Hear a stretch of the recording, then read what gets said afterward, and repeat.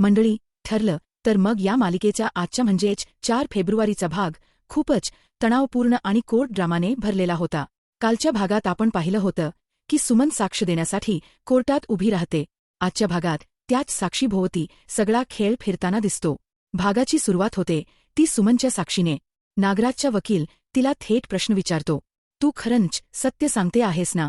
सुमन ठामपणे उत्तर देते की हो, मी जे बोलते आहे ते पूर्ण सत्य आहे आणि माझा नवरा अत्यंत निर्दयी आहे. पण प्रेक्षकांनो, इथेच वकिलाचा डाव सुरू होतो.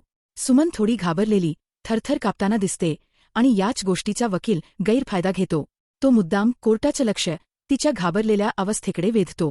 तो जज साहेबांना सांगतो की सुमनला पाणी दिलं जावं. जेव्हा सुमन पाण्याचा ग्लास हातात घेते तेव्हा तिचे हात थरथरत असतात आणि वकील लगेच म्हणतो, माय लॉर्ड, ज्या व्यक्तीला ग्लास सुद्धा नीट धरता येत नाही ती व्यक्ती योग्य निर्णय घेण्याच्या अवस्थेत कशी असेल? यावर अर्जुन लगेच आक्षेप घेतो. तो स्पष्ट सांगतो की सुमन घाबरलेली आहे कारण तिला स्वतःच्या नव्याची भीती आहे.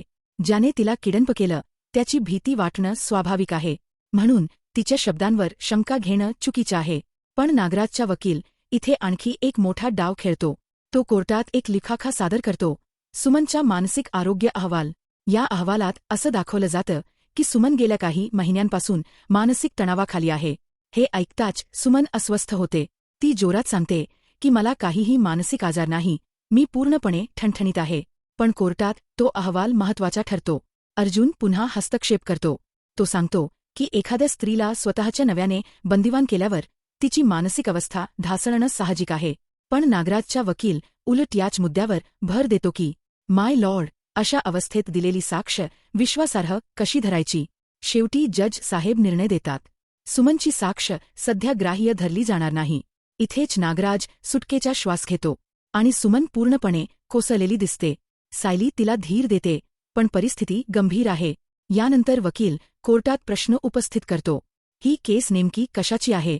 आजची किडनपिंग केस की 22 वर्षांपूर्वीच्या अपघाताचा कट? तेव्हा अचानक रविराज उभा राहतो. आजच्या भागात प्रेक्षकांना सर्वात जास्त भावलेला सीन म्हणजे रविराजचं बोलणं. तो सांगतो की ही केवळ अपघाताची केस नाही, तर गेल्या 22 वर्षांची फसवणूक, मानसिक छळ आणि उद्ध्वस्त कुटुंबाची कहाणी आहे. आपली पत्नी, मुलगी, सगळं हिरावून घेतलं गेलं आणि यामागे त्याच्याच भावाचा हात आहे. रविराजचं बोलणं थेट हृदयाला भिडतं. आज अर्जुनपेक्षा रविराज जास्त प्रभावी वाटतो असं अनेक प्रेक्षकांना जाणवलं. यानंतर अर्जुन महिप्त शिखरेला साक्षीसाठी बोलावतो. सगळ्यांना वाटत होतं की इथे मोठा खुलासा होईल, पण महिप्त पूर्णपणे शांत राहतो. तो काहीही बोलायला तयार नसतो. नागराज त्याला धमकी दिलेली आहे हे स्पष्ट दिसतं. अर्जुन कितीही प्रश्न विचारतो, महिप्त काहीच उत्तर देत नाही.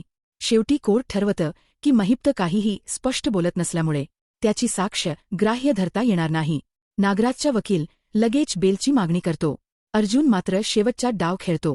तो कोर्टात एक पेन ड्राईव्ह सादर करतो, ज्यात नागराज स्वतः गुन्ह्याची कबुली देताना दिसतो. पण इथेही वकील एआय आणि फेक व्हिडिओचा मुद्दा उपस्थित करतो. तो थेट कोर्टात काही सेकंदात खोटा व्हिडिओ बनवून दाखवतो आणि सांगतो की आजच्या तंत्रज्ञानात काहीही बनवता येतं. जज साहेब हे मान्य करतात की हा व्हिडिओ अंतिम पुरावा म्हणून स्वीकारता येणार नाही. त्यामुळे नागराजला आज तात्पुरती दिलासा मिळतो, पण पूर्णपणे सुटका नाही. भागाच्या शेवटी मोठा ट्विस्ट दिसतो. नागराज जरी या केसमधून सुटला तरी घरगुती हिंसाचाराच्या आरोपाखाली त्याला पुन्हा अटक होते. म्हणजे एक दरवाजा बंद झाला, पण दुसरा दरवाजा उघडाच राहतो.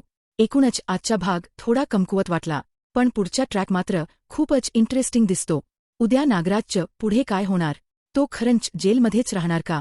या सगळ्याची उत्तरं आपल्याला पुढच्या भागात मिळतील. अशाच रोज ठरलं तर मग मालिकेचे अपडेट्स आणि रिव्ह्यू पाहण्यासाठी चॅनलला नक्की सबस्क्राईब करा. उद्या पुन्हा भेटूया. धन्यवाद.